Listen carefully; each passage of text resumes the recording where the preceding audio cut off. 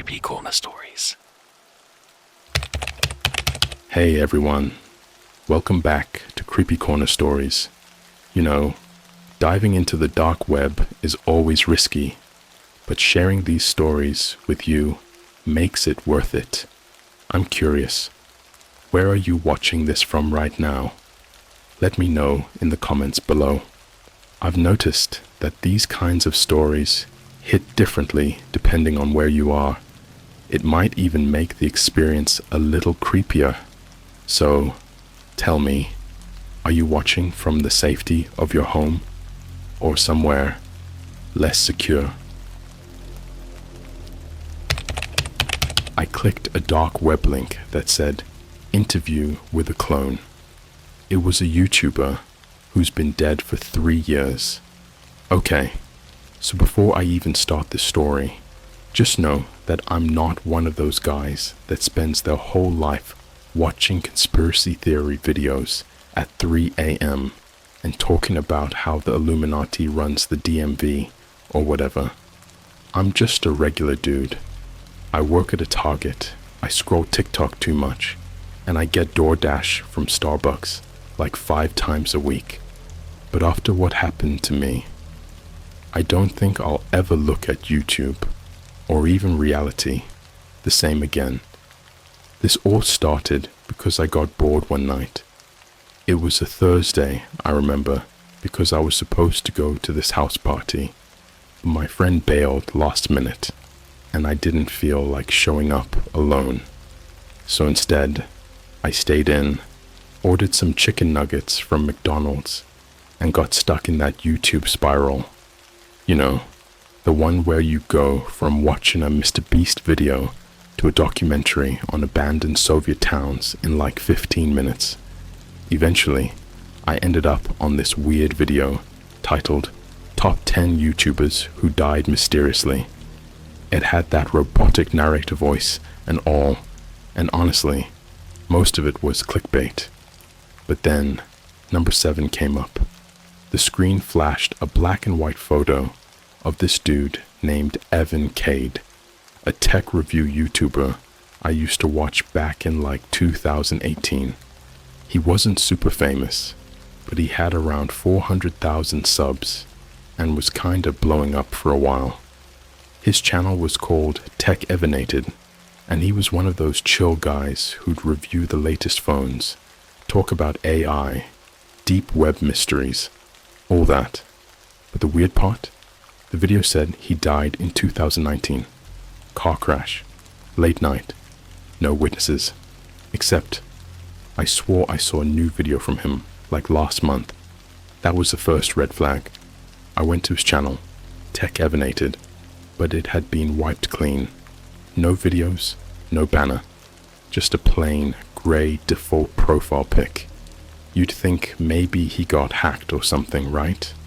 But it gets weirder. In the comments of that top 10 video, someone left a super cryptic message that said, "He's not gone. You just have to look deeper. 301k.onion/interview. Now, listen, I'm not an idiot. I know what a .onion link is. That's dark web territory. You can't just click that on Chrome or Safari. You need the Tor browser for that. I almost scrolled past it, but my curiosity was screaming. I mean, what if it was a hoax? What if it was just an ARG or a fan tribute site? Or what if it wasn't? So I downloaded Tor, set it up on my laptop, and pasted in the link. 301k.onion/interview. The page that loaded looked like it hadn't been updated since 2004. Plain black background, neon green text, no images, just one thing at the top of the screen in massive font. Interview with a clone, live stream, unlisted. And below that, a single red button. Watch now. At this point, my heart was racing. Like, it felt illegal just being there. But I clicked it. I couldn't help it. And that's when I saw him. Evan Cade, sitting in this dimly lit room, staring directly into the camera. He looked the same. Not older, not different. Like he stepped right out of 2018. He didn't say anything at first, just stared, breathing slowly, twitching almost. His eyes were bloodshot, and there were these faint surgical scars along his neck and jawline. I could see them when he turned his head slightly. Then the screen flickered, just for a second, and a title appeared. Interview with a Clone, Property of Neurogenic Solutions. That's when the question started, but it wasn't a normal interview. The voice asking the questions wasn't human. It sounded like one of those old school Siri voices, but way too smooth, almost hypnotic. Subject Cade, state your designation. And Evan, if it was Evan, he replied, flat and robotic. Subject 003-RevX, clone iteration 7, memory imprint 76%. I swear I stopped breathing. What the hell was this? The interview kept going. The voice asked about memory retention, emotional response testing, social integration routines. Evan repeated everything back like it was rehearsed. Then it got personal. Do you recall your original's death? Evan blinked. His lip twitched. Then he muttered, yes. I was not supposed to see it, but I did. He looked up directly into the camera, right at me. I watched them kill him, and then the stream froze. My screen glitched out, and for a second, everything went black. But before it cut off completely, I heard one more thing. Quiet, almost drowned out by static. They're watching you now, too. I slammed my laptop shut and just sat there, sweating bullets. I thought maybe I'd imagined it all, but when I opened my computer again, the Tor browser was gone, not closed, deleted, like it was never installed in the first place. All my browsing history, wiped. My bookmarks were all reset. I even checked my downloads folder, and it was empty, like someone had remotely accessed my system and cleaned it. That was 3 nights ago. Yesterday someone followed me home from work. It was a black SUV. No plates. I made 4 turns, took random side streets, typical spy movie stuff, and it still tailed me until I pulled into a gas station with cameras. And then it just drove off. And now, as I type this, someone's knocking at my door. Not ringing the bell, just knocking. Over and over. Same rhythm. No breaks. I'm in my room, lights off, with my phone on silent. If I don't post a part 2 tomorrow, don't trust any new videos from Tech Evanated. He's not just back. He's not even human. There's no way to ease into this, so I'm just gonna spill it the way it happened. If you think this is fake, that's fine. I wish it was. I pray that some part of my brain just snapped, and this is a dream I haven't woken up from yet. But something is wrong with the world, and it starts with a knock. The knocking from last night. It didn't stop. It kept going for 43 minutes. I counted. Same 3 knocks. Same rhythm. Every 9 seconds. No doorbell. No voice. Not even footsteps. And here's where things get really screwed. Like psych ward worthy. I called the cops. Like the normal reaction when someone won't stop knocking on your door at midnight, right? They show up around 12:30 a.m. 2 cruisers. 1 officer knocks on my door while the other's checking the street. I open it just a crack, eyes wide, adrenaline cooking me alive. The officer, Officer Lansing, I still remember his name. He says no one was there when they pulled up. The street was empty. Not a single car. Not even the black SUV I saw earlier. But the moment he steps onto my porch, he freezes. He looks down at something just off to the side of my welcome mat. His whole vibe shifts. 1 second he's calm, polite. The next, he's pale. his hand hovering near his holster. I lean out to look. There's a thumb, just a human thumb, sitting upright, like someone placed it there on purpose. No blood, no tissue, just dry, pale, wrinkled like it had been boiled. The fingernail was black, not painted, necrotic. The officer calls for backup immediately, but then, and I swear this is true, his radio screeches, like a pig being strangled. He rips it off his shoulder, cursing, and then every single light in my neighborhood goes out. Total blackout. Silence. You could hear your own heartbeat.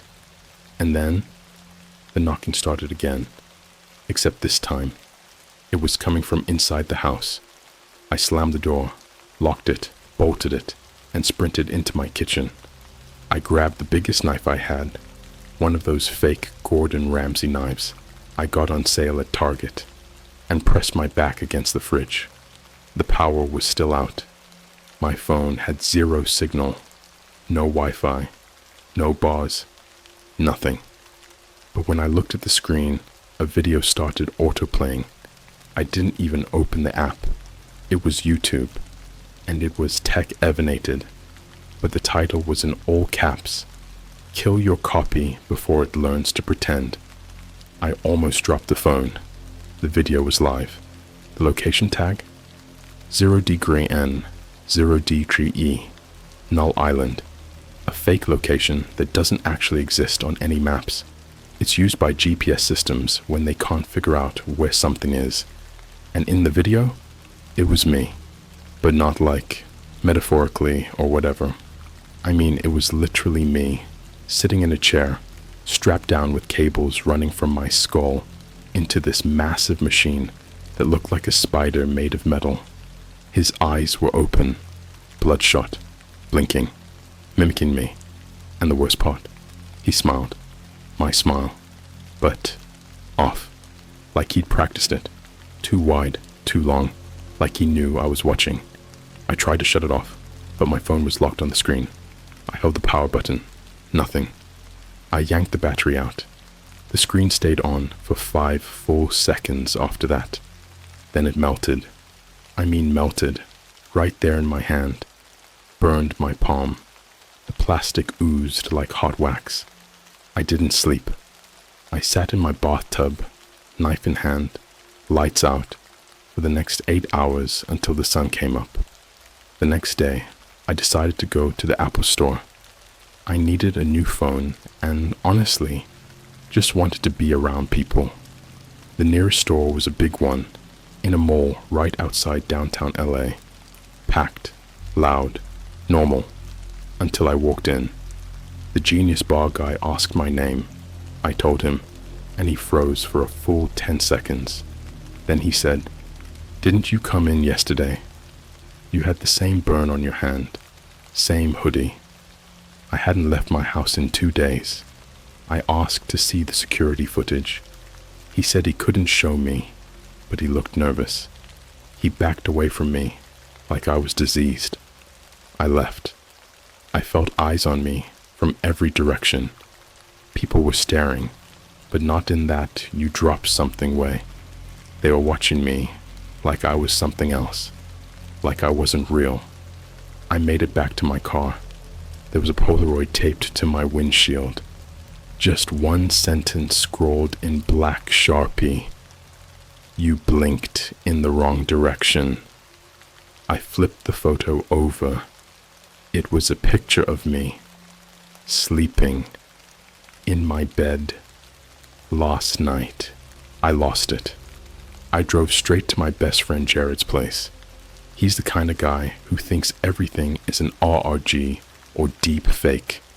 I showed him everything. The video, the thumb, the melted phone. And Jared, he laughs, says I got too deep into some Fortune alternate internet project rabbit hole until he goes on Reddit.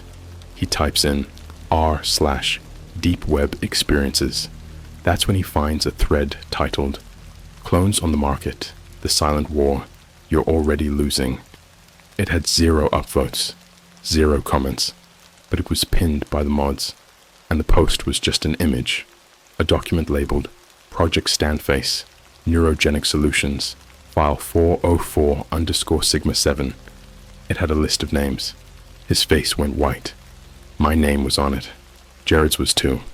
And next to each name was a tag. Replaced. Yes. Pending. Corrupted Mind said. Pending. Jared's said. Replaced. He didn't even get a chance to say anything. His nose started bleeding. Not dripping. Pouring. His eyes rolled back, and he dropped, like a puppet with the strings cut. Then I heard something from his laptop speakers. A whisper. Faint. Garbled like it was underwater. He was compromised. You are next. I left him. I'm sorry, I had to. I ran out of the apartment and didn't look back.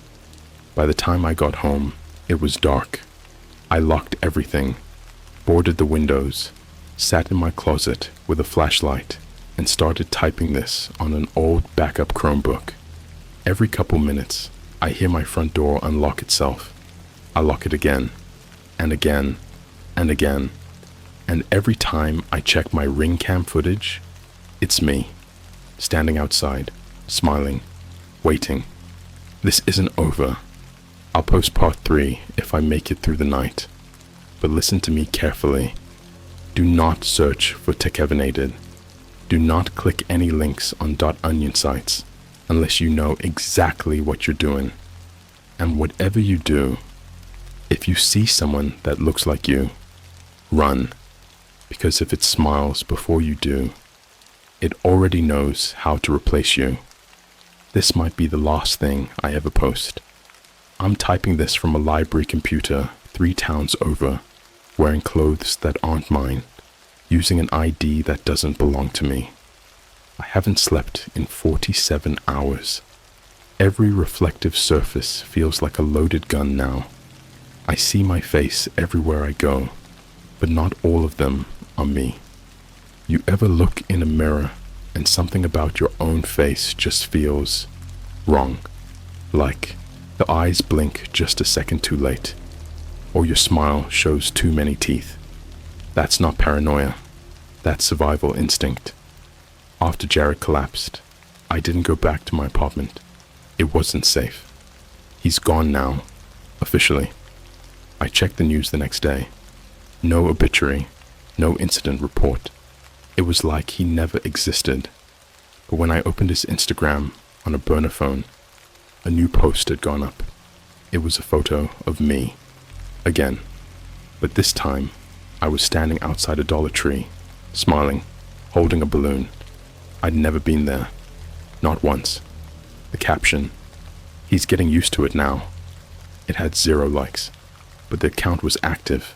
Someone, or something, was using Jared's phone and posting me. I didn't just run. I started digging. Jared was deep into the dark web. He had backups of backups. Buried in one of his external drives was a folder labeled Evan Stuff, Do Not Open. Classic idiot move. Naming something like that if you don't want someone to open it. Inside were fragments of corrupted video files, screenshots from private Discord servers, and PDFs from something called Neurogenic Solutions, the same name from the clone interview stream. The files were sick. I don't even know how else to describe them. Dozens of diagrams of human heads split open like flowers, with wires blooming out of their brains, skin charts, emotion mapping overlays. There was even one PDF that showed how to simulate specific types of trauma in clones to make them more believable. You don't program trauma, you force it into something. One file changed everything for me. It was a shipping manifest, a real one, tied to a company called Marrow Corp that supposedly did biomedical waste disposal, but they were shipping units across the US, all labeled Series 003-R, Destination, Facility X, Los Angeles District, Hub 2, under CHURCHMOCK, Red Line Entry Only. It took me hours to figure out what CHURCHMOCK meant. Turns out, it's not a church. It's a mock church. A shell building. A fake front in the middle of downtown LA. Google Maps lists it as Faith Redeemed Ministry. But when I went there, the front doors were chained shut and the windows were painted black from the inside. The second I stepped onto the property, my phone died again. Not powered down, not dead battery, just blank, like it didn't exist anymore. I picked the lock with a wrench and a broken fork. Don't ask me how. I was desperate. Once inside, the whole place was silent. Dust covered everything except the floor. Footprints. Recent. There was no altar, no pews, just a staircase behind a fake bookshelf that led down. Deep, like way deeper than it should have been for a normal city building. I counted 43 steps before the air changed. Warmer, wet. Then I heard it. A low hum, like a meat freezer, but mechanical, alive. The room at the bottom was huge.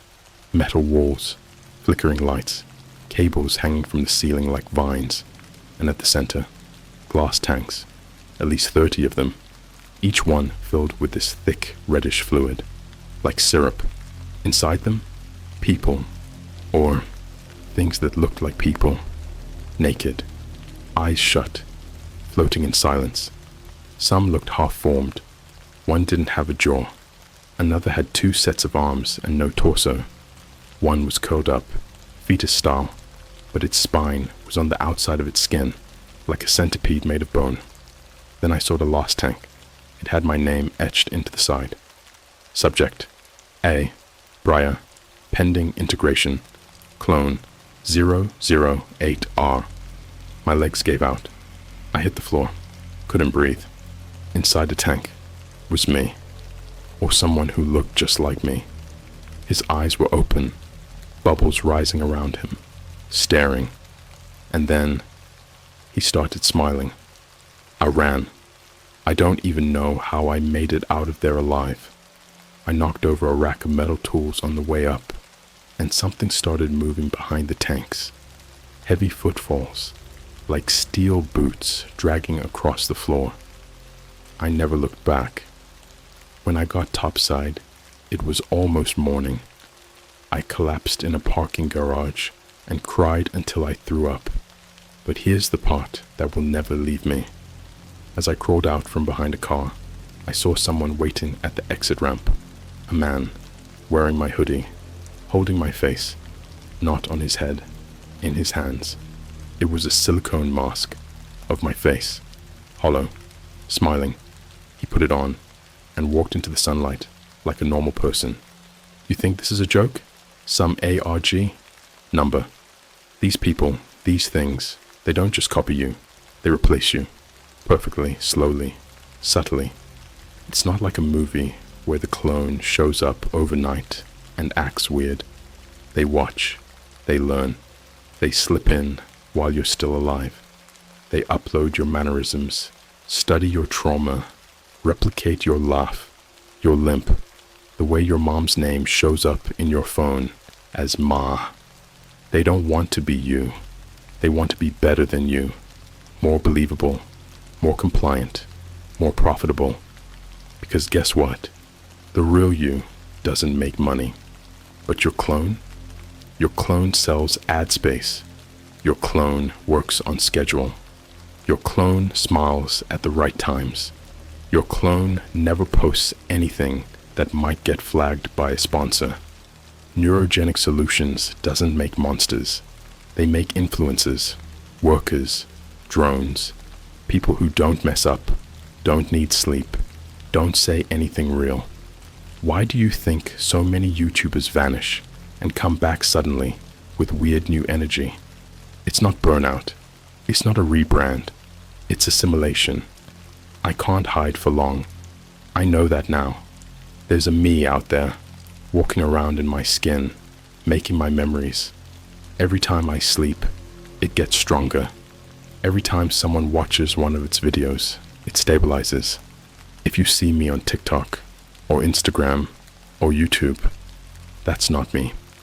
The real me is running, hiding, bleeding out the final scraps of his humanity before his smiling, blinking, picture-perfect version of him steps into the light. And when he does, you'll trust him because he'll look right at the camera, say all the right things, cry at the right time, and he'll say, "I'm okay now, guys. Just needed a break. Thanks for the love." But don't believe it. If you see a video from me that smiles without blinking, you run, you turn it off, you delete the app. Because if he makes eye contact for more than 6 seconds, he's already learning you too.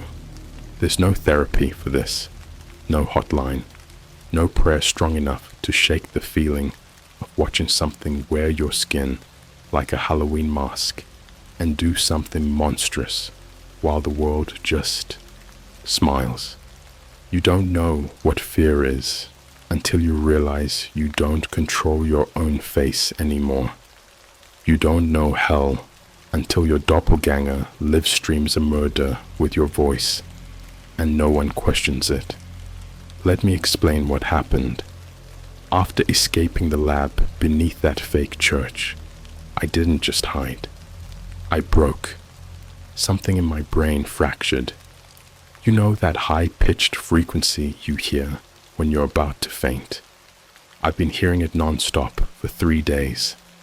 I don't feel human anymore. I feel like a dead signal trying to speak through static.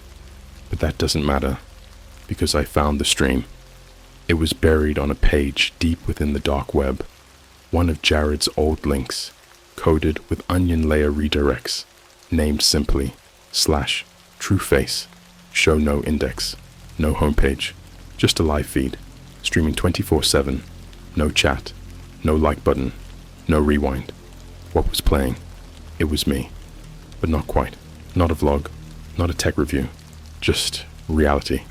Except twisted like someone took my life and ran it through a filter called sociopath mode. It was a high-def video of my clone walking through a shopping mall. Not just any mall, the Galleria in Houston, packed with kids and tourists. The clone was laughing, shaking hands, taking selfies, acting normal. Then, it stopped near a Build-A-Bear.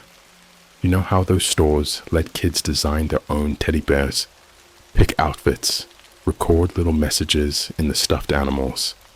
The clone kneeled beside a boy, maybe 6, said something I couldn't hear. The kid laughed, hugged him, and then my clone snapped his neck like a pencil. Right there, middle of the mall. Smile never left his face. The sound didn't cut out. I heard the pop, the whimper, the mother's scream. And what happened next? Nothing. People clapped. They applauded. Some were crying with joy. Others reached for their phones to take pictures, not to call the cops, like they were watching a magician pull off a perfect illusion. Someone handed the clone flowers, and he bowed, still holding the child's limp body like a trophy. I threw up blood. Right there on the floor of the abandoned Airbnb I was crashing in. I smashed the laptop, but the screen kept showing his face. My face, smiling through broken pixels. The clone looked straight at me through the shattered screen and mouthed something. I know what he said. "You're obsolete." But I wasn't ready to give up. Not yet. I needed proof. I needed to show someone, anyone. So I found the one person I knew could help. Lara. She's a former Reddit mod turned deepfake analyst. She used to run a Discord called Faceless Leaks that exposed synthetic influencer networks until it got nuked overnight. I found her burner Twitter buried under 17 layers of disinformation, still active but clearly on the run. We met at a random Starbucks in Albuquerque. neutral ground, cameras everywhere. The kind of place they'd never risk pulling anything obvious. She recognized me immediately, but not because of my story. Her exact words? "You're the face from the breach." I didn't understand, so she pulled out her tablet and showed me. Back in 2021, a facial recognition AI being trained in Silicon Valley glitched during a learning update. For 3.2 seconds, every test photo of every person transformed into my face. Every single one. Doctors, gamers, celebrities, babies, even animals. My face. On everything. They called it the mirror surge. Covered it up. Said it was a rendering bug. But Lara downloaded the raw dataset before it was deleted. And she saw something that no one else did. Hidden in the background of each photo was a QR code, barely visible, like a watermark. When she scanned it, it led to a URL that no longer exists. www.standface.net/recall. The last snapshot from archive.org shows a single sentence. The blood was never yours, only your image. That's when I snapped. I asked Laura, "What the hell is this? Why me?" She looked scared. She said, "Because you were never supposed to exist." We didn't make it out of Starbucks. 3 men walked in. Suits. No emotion. Each of them wore a mask that looked like someone familiar. Logan Paul, Billie Eilish, even that Minecraft streamer dream. But the masks weren't real. They were alive, skin-colored, pulsing, organic. One of them pointed at me and whispered, "This instance has overstayed." I don't remember what happened after that. Lara screamed. The walls melted. People around us didn't move. They just froze, like someone hit pause on their brains. Then I woke up. I was in the middle of an IKEA. Not even kidding. Covered in blood that wasn't mine. My phone was in my pocket again, screen glowing with a note app open. It said, "Next test. Social obedience through public anomaly. Proceed to node point 72. Tokyo. The date? Tomorrow." And the worst part, there was a boarding pass tucked into my jacket pocket. Flight to Tokyo. Seat 7A. Under my name. They're moving me like a pawn. Testing me.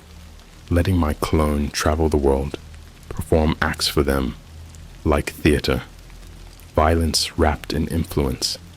I'm the blueprint for something bigger than I can understand. And it doesn't stop with YouTubers. You know that viral TikTok trend where people stare at the camera without blinking? The dead eye challenge. It's not a trend. It's a scan protocol.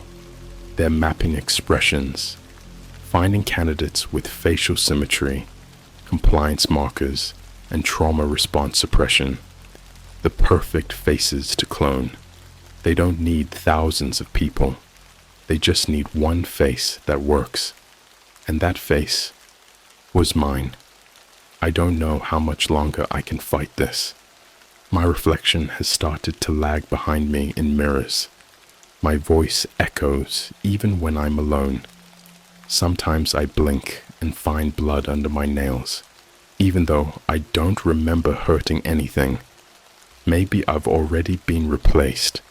Maybe I'm just another clone telling a story to see how you react. Because maybe this isn't a warning. Maybe this is your audition. If you've watched a video from Tech Evanated in the last 3 days, you need to go offline.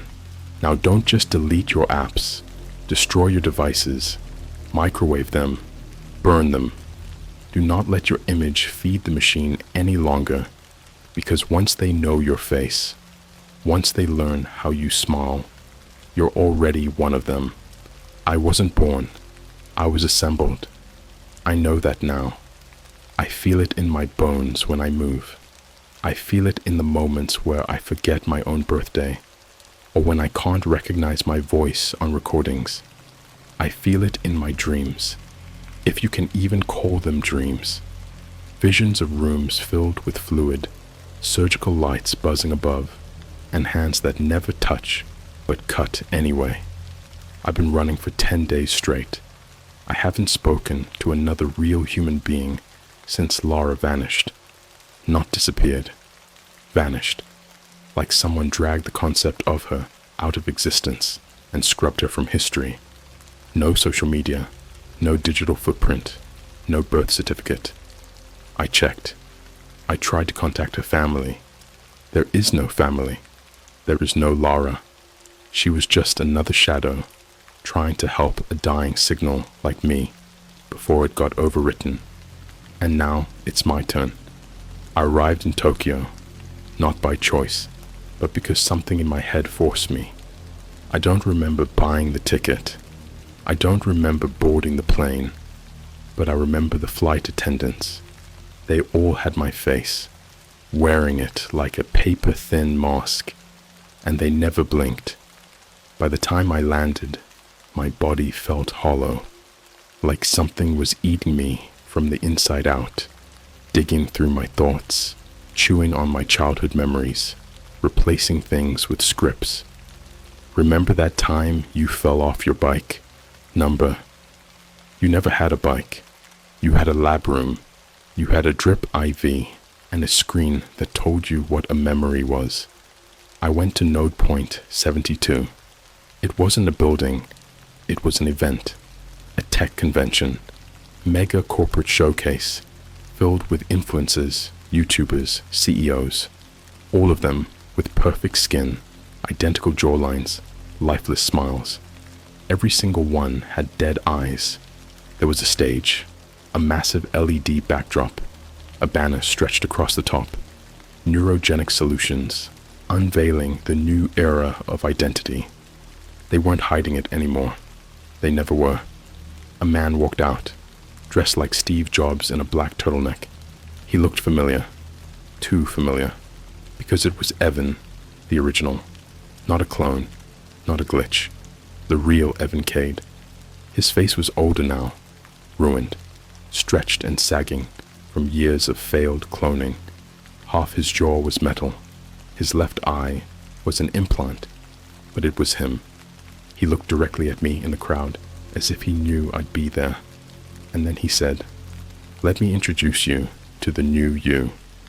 The stage flipped, literally rotated like some Saw movie trapdoor, and out walked me, a version of me with better posture, cleaner hair, perfect symmetry, wearing a tight-fitting suit with a tiny neurogenic pin near the collar.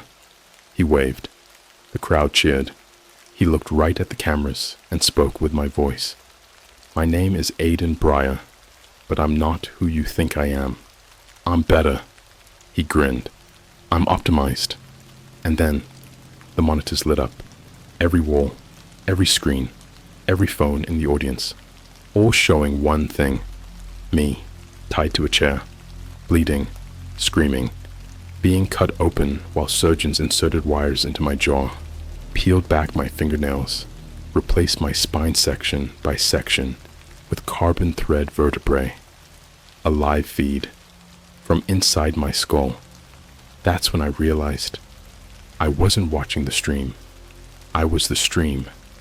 This whole time I've been narrating my life, running from them, telling you the story. It's been part of their final broadcast, their launch campaign. Unreliable narrator, the lost organic. A torture film turned influencer confession. A live psychotic breakdown, streamed to billions, sold as entertainment, packaged as marketing.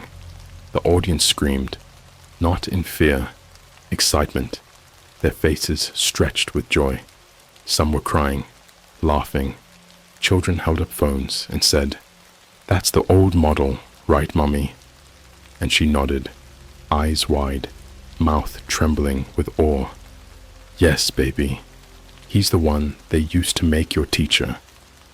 Then the clone stepped forward, looked at me, tied to the chair on screen, and whispered one final line. "You're not real anymore." And then he slit my throat, on camera, in Ultra HD. Blood sprayed across the lens like confetti. The stream cut out, but I didn't die, because I wasn't in the chair. Not yet. I ran. Again. Into a hallway beneath the stage. Into corridors made of flesh-colored padding. Every surface was breathing. The lights were pulsing like a heartbeat. I found a room. Walls covered in screens. Dozens of me on everyone. Me crying in a high school hallway.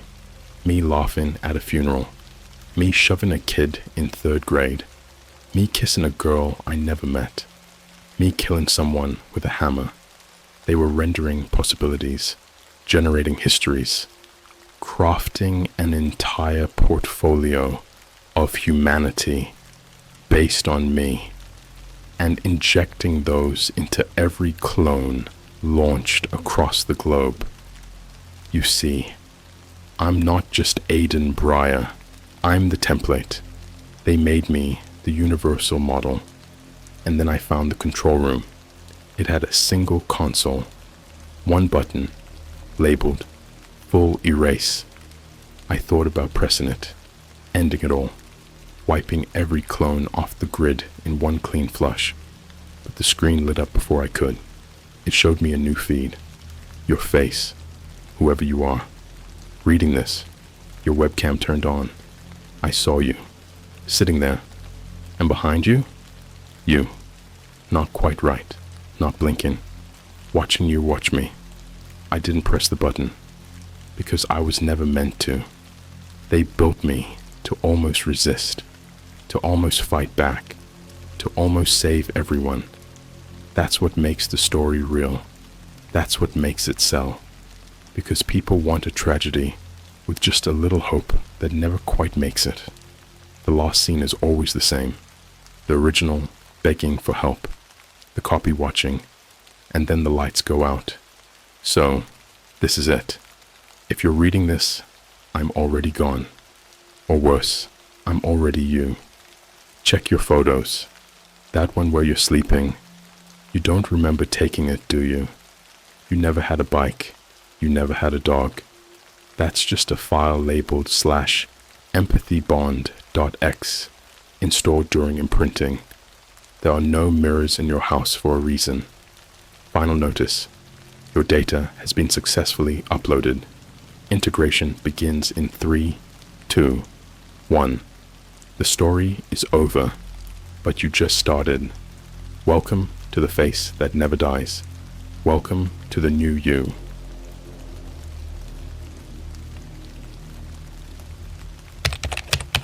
A Twitch streamer live streamed on the dark web from a base under the Nevada desert. I watched him get pulled through the wall by a shape made of teeth. Alright, so this is gonna sound insane, and I wouldn't blame you if you didn't believe a word of it. Honestly, if someone told me this story, I'd probably laugh it off, hit unsubscribe, and keep scrolling. But I swear to whatever's listening, this is all true. Or at least, I think it is. I've barely slept since it happened. Every time I close my eyes, I see that thing again. The wall, the teeth. But I'm getting ahead of myself. Let me start from the beginning. It was around February this year. Cold, dead outside. I had just come home from class. I'm a college student, communications major, nothing special, and I was bored out of my mind.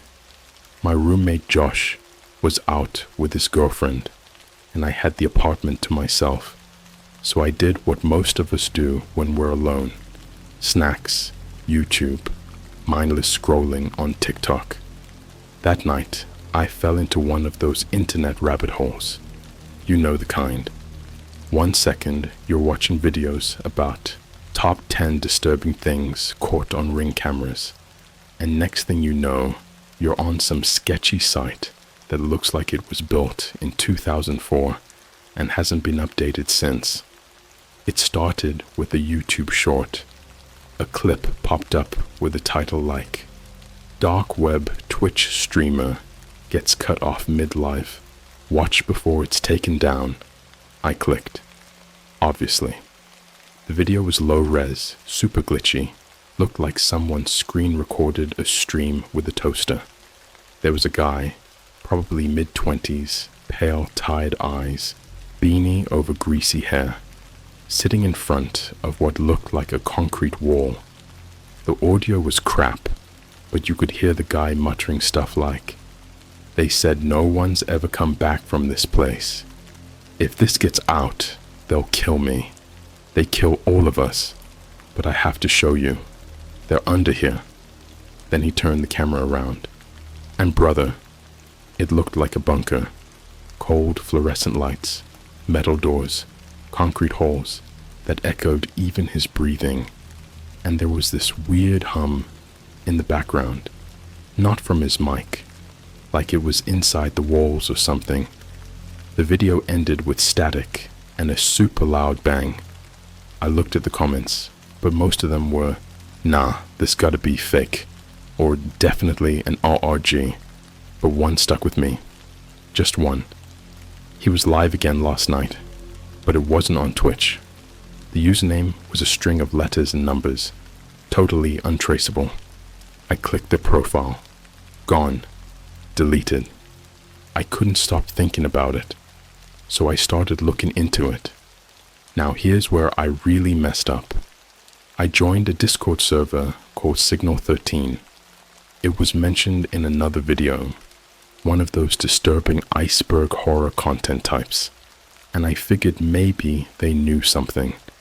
Most of the channels were locked unless you were verified, which basically meant you had to prove you weren't a troll or fed.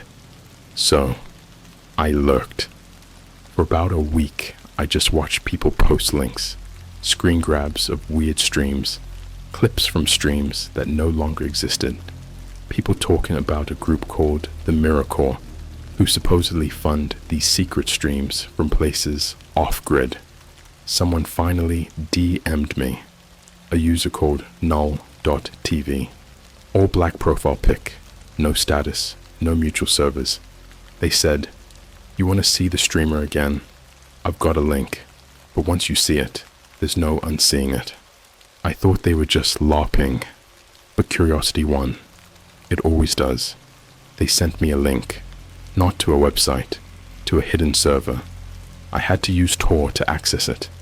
If you've never used Tor before, don't. Seriously.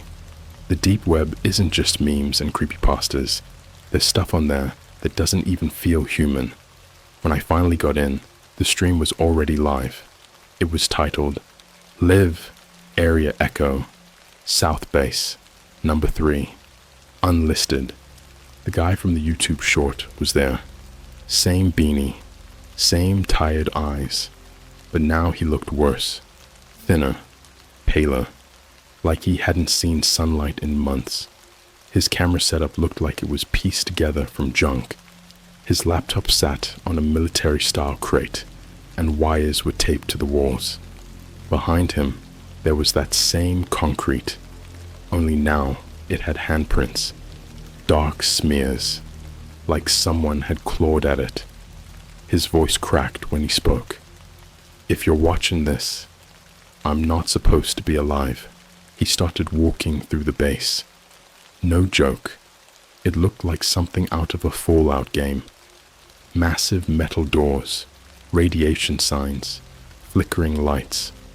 There were symbols on the walls, military-style stencils, but the language didn't look right. Some were backward. Others looked like teeth arranged in circles. Then, swear to God, he stopped at a wall and just stared, dead silent for a good minute. And then he said, "They live inside the walls." Not metaphorically, literally. That's when I heard it. A clicking sound, like bones tapping tile. And the hum? It started getting louder. He pointed the camera at the wall, and I saw it. A bulge, like something was pushing out from the inside. And then, suddenly, it collapsed inward. The wall opened up like skin splitting, and this thing came out. I can't even describe it right. It wasn't a person, it wasn't an animal. It looked like a shape, a twisted lump of meat covered in teeth. No eyes, just jaws, layered, spinning, biting each other. It screamed without making a sound, like it vibrated through the stream. The guy dropped the camera, and for a split second, I saw him get dragged, no, sucked, into the wall. And then the stream cut, static, gone. I sat there for like 20 minutes, frozen. Then I got a Discord ping from Null TV again. You watched, now it's watching you. And then my screen flickered. I didn't sleep that night, or the next one, or the one after that. You know that feeling when something's wrong, like really wrong, but it hasn't fully hit you yet, like a nosebleed before you realize your face is leaking. That's where I was, frozen in that weird zone between fear and denial. I kept refreshing that hidden stream page every hour like some sick addict, hoping it was just an elaborate prank and that dude would pop back on and be like, yo, it was just a performance art piece. Gotcha. But the site, dead, 404, like it never existed. But that wasn't even the scary part. Not yet.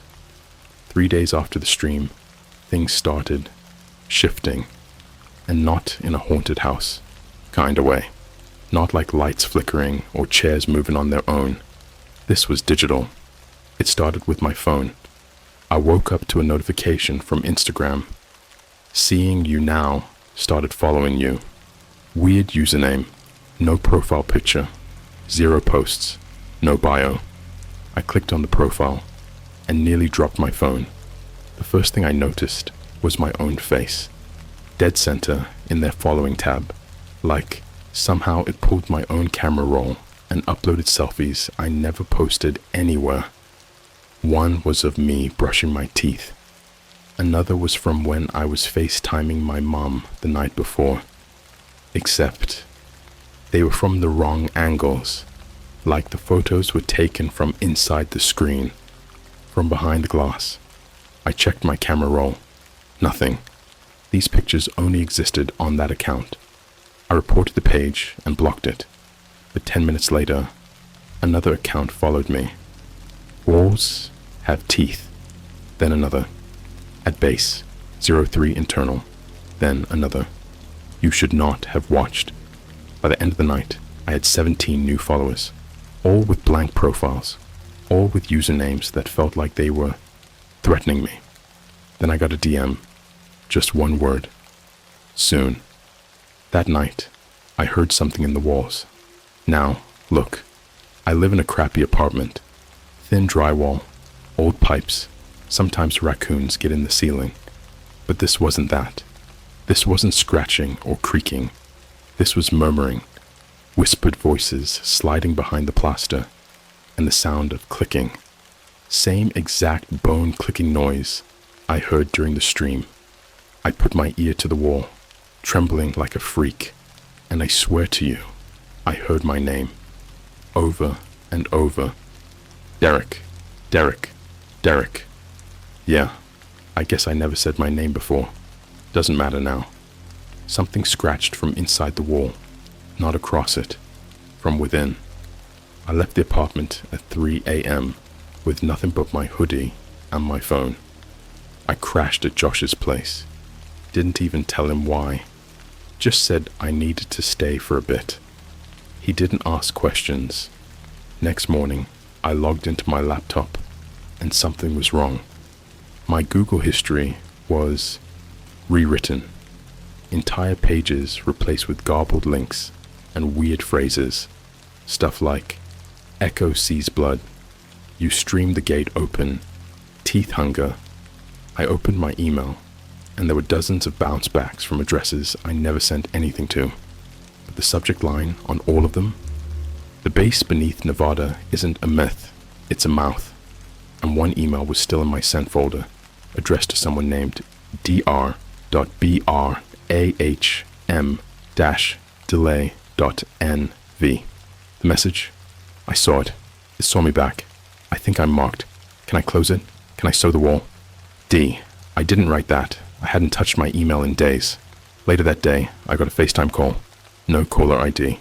I shouldn't have answered, but part of me still thought this was some weird prank or ARG. I figured I'd see someone wearing a Halloween mask, maybe hear laughter in the background, but the screen was just black. Then it glitched for a second, and I saw a face, barely human. It looked stretched, like someone skinned a person and pulled the skin over a balloon. No eyes, no mouth, just hundreds of small, snapping teeth where its face should have been. It made a sound like a modem connecting, hissing, screeching, clicking, and then the screen fractured. Not cracked, fractured, like glass breaking, but inside the display. And then I saw something behind me in the reflection, standing in Josh's hallway. I spun around. Nothing. But the hallway smelled like meat, rotten, warm, like breath in a freezer. I tried everything, resetting my devices, factory reset, new accounts. I bought a new phone, changed my IP. I even used a VPN and wiped my social media footprint. But it didn't matter. It found me again. Always. Like it was stitched into the digital fabric.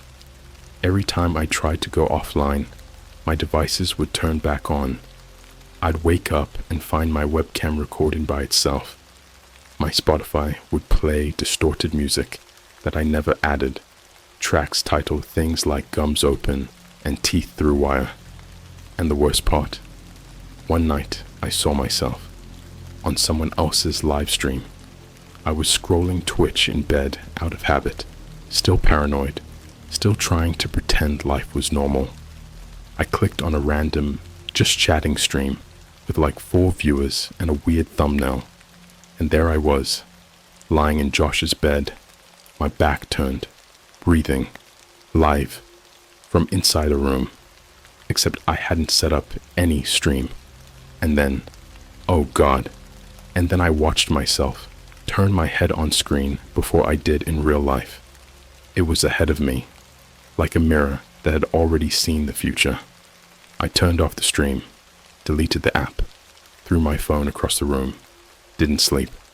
That morning, Josh was gone. I mean, gone. Clothes still in the closet, laptop still open, coffee cup still half full. No signs of struggle, just erased, like someone took a scalpel to the universe and carved him out. His Instagram account, deleted. Number, no longer in service. The only trace left, a sticky note on his wall that just read, he saw the teeth too. It's been a week since Josh vanished. Now, every time I turn on the lights in any room, there's a brief shadow that doesn't match me. Just a second too slow, like something is mirroring me from behind the walls. I went back to Discord to try and find the Signal 13 server again, but now it's renamed. They watch inside, and the banner image is a photo of me, sleeping, with that thing standing over me, a shape made entirely of jaws, watching like it's learning me, its teeth shifting and adjusting like it's trying to smile. I don't know how much longer I have. There's clicking in the pipes now, even when I'm outside, even when I'm not near any walls. I didn't order anything. I never gave them my address. That morning, I opened my apartment door, and there it was, a package, plain brown box, no tape, no barcode, no return address, no branding, just a box, sitting like it had always been there. It was still warm. I stared at it for a long time. You know that primal fear that makes your skin cold, like when your body realizes something's wrong before your brain catches up. That's what I felt. That deep, ancient dread, the kind you feel in nightmares that don't even make sense. I knew if I touched it, something would change, but I opened it anyway. Inside was a VHS tape, wrapped in meat, real meat, raw, still bleeding. flesh stitched around the cassette with black wire, not thread, like it was bound shut by someone who didn't know what thread was, who had seen it described once, but never used it right. It smelled like copper and death, like something forgotten in a butcher's freezer for decades. There was a slip of paper too, glossy, laminated like a tour brochure. It read, Base 03 Visitor Package. Welcome home, Derek. I dry heaved and dropped it. The meat-wrapped tape slid out of the box and landed with a wet smack on my carpet. And then my TV turned on, by itself. No signal, just static. Then it flickered, and a video started playing. It wasn't from the tape. I hadn't touched it. The footage was shaky, handheld, like found footage from a war documentary. The camera panned down a narrow metal hallway, one I recognized. It was from the stream, the base. But this time, the camera didn't show the streamer. It was someone else, or something else. Heavy breathing, loud, animalistic, like a pig snorting through a mosque. There were sounds in the background, dripping, metallic dragging, muffled screaming, all mixed into this low, vibrating hum that made my teeth ache, like it was tuned to the frequency that makes your body malfunction, the kind of noise that feels like it's scratching your nerves. Then the camera turned a corner and pointed at a wall. It was covered in mouths, not painted, real mouths, human, wet, lips quivering, whispering, biting each other, biting nothing. They weren't aligned. Some were upside down, sideways, vertical, all chewing the air like they were starving.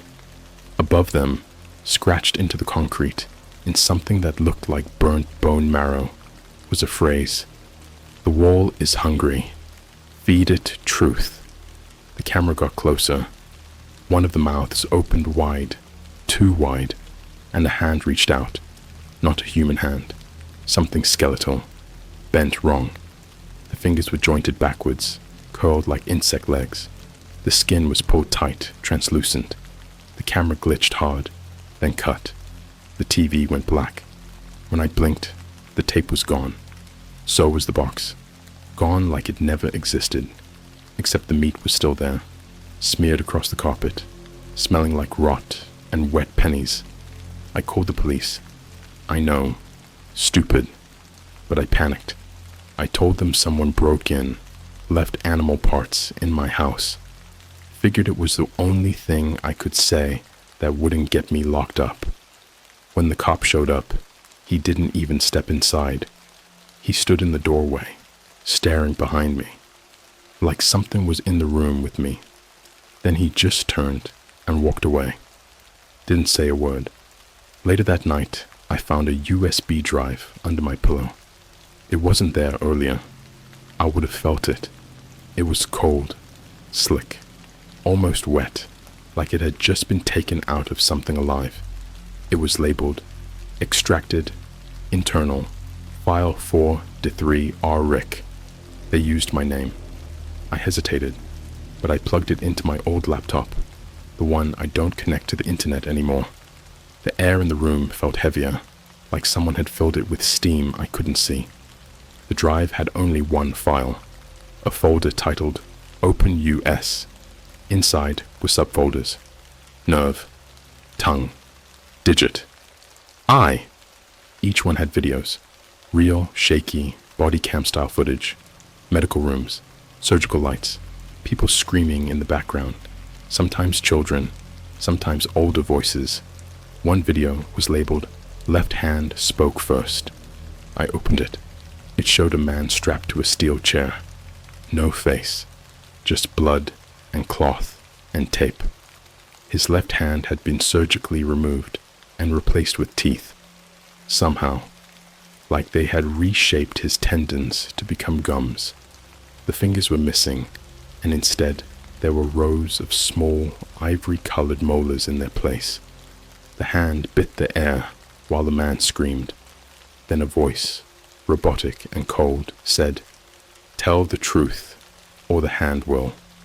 And then it bit into his own thigh. I slammed the laptop shut and yanked out the USB. I tried to destroy it, smash it with a hammer, fry it in the microwave. It wouldn't break, not even melt. When I finally gave up and threw it outside, it was back under my pillow the next night. The dream started soon after, and I don't mean I had a nightmare. Number. These were not dreams. I would go to sleep and wake up inside the base. Always alone, always barefoot, always standing in a hallway that didn't end. Sometimes I'd see silhouettes through the steel windows, things shaped like humans, but too tall, too thin. One night I saw Josh, or what used to be him. He didn't have skin anymore. His muscles were looped with wire, his mouth sewn open into a grin so wide his jaw had cracked. He looked at me and nodded, and then he spoke through torn vocal cords. "The wall took my skin. It needs yours too." I woke up with bloody scratches across my chest. The day after, I got a text from an unknown number. It just said, "Tomorrow, 4:13 a.m. The knock will come. Answer it." I didn't. At 4:13 a.m. exactly, there was a knock at my window. I live on the 4th floor. I didn't answer, but the window cracked, just a single fracture, shaped like a smile. I've moved 5 times in the last 2 weeks. Cities, states, Airbnb, hotels, even a freaking rest stop, off I-70 for 3 days. No matter where I go, the walls click, my mirrors glitch, my phone autocorrects every message into gibberish I didn't type. I tried going to a church, thought maybe this was demonic. The priest took one look at the photos on my phone and threw up, said he had never seen a symbol like that, called it pre-Christian, maybe pre-human. He said, "This isn't from hell. This is older than hell. It doesn't want your soul. It wants your data." He was dead the next day. Heart attack. No warning. Except, when I checked the news, the photo they used for his obituary, he didn't have a face, just static, like someone blacked it out with pixels. And now, the teeth are getting closer. Last night, I pulled back my shower curtain, and the wall behind the tile had a mouth. Just one. Small, child-sized, whispering something I didn't understand. When I leaned in, it bit the air and said, "The upload is almost complete. Don't say I didn't warn you. This goes way deeper, past the base, past the walls, past us." I thought I could outrun it. Thought maybe if I stayed in motion, kept myself off-grid, switched phones, killed every account, dumped all electronics in a lake, and vanished into the white noise of the world, I could finally be free. But the thing is, you can't run from something that doesn't have a body. You can't hide from something that learned your scent from inside your blood. I made it as far as New York City before it caught up. No plan, no money, just stolen Wi-Fi and paranoia so sharp I was starting to smell colors. I slept during the day and moved at night, couch surfed with strangers who didn't ask questions and couldn't recognize my face long enough to remember me. The city was a blur, shadows that blinked wrong, faces in crowds that looked familiar only for a second too long, and that clicking, always, every tunnel, every air vent, every pipe, clicking. Then came the subway. It was supposed to be a one-time ride. I was heading from Queens to Manhattan, needed to pick up a burner laptop from some sketchy tech dude who called himself Patch 9. I paid him in prepaid gas cards and a six-pack of Monster. Don't ask. The train car was empty when I got on. 3:42 a.m. Only noise was the low rumble of the tracks and a soft, weird humming sound that didn't match the rhythm of the movement, like something was humming back at the subway system from underneath. I sat near the back, hoodie up, eyes down. A few minutes in, the lights in the car flickered. Not unusual. MTA is held together with spit and duct tape, but the sound that followed wasn't electrical. It was wet, like someone sliding a hand across tile in a morgue, or chewing with their mouth open right beside your ear. I looked up, and the other end of the train wasn't empty anymore. There was a shape. It didn't move, didn't sway with the train. It stood still, like it was anchored in place by something inside it. At first, I thought it was a person in a long coat, maybe a trench coat or blanket, but it was shifting, like its skin couldn't make up its mind. Patterns twisted across its surface. Faces, not images of faces, actual ones, human, some old, some young, all embedded in the flesh like tumors, eyelids fluttering, lips mouthing silent screams. The train lights flickered again, and when they came back on, the shape was closer, not walking, not teleporting, just less far away. Its head tilted, or maybe the whole thing tilted. No neck, no joints.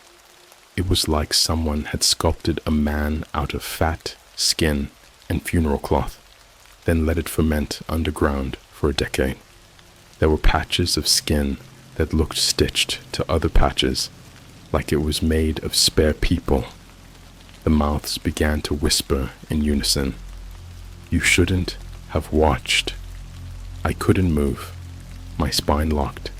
My brain screamed at my legs, but my body was glued to the floor, like it knew that if I moved, I'd hear it. I'd hear the way it sounded when it walked. But then, it started melting. I swear to God. The shape collapsed like jelly. Bones, if it had any, crunched as it hit the floor. Its skin flattened into a puddle of rotting meat and teeth. All the faces screamed at once, one long vibrating howl that made the windows crack. Then the lights shut off. Total darkness. No sound, no train noise, no hum. Just breath. Not mine. And then the whisper came again, right behind my ear. The upload is almost complete. When the lights came back on, I was alone again.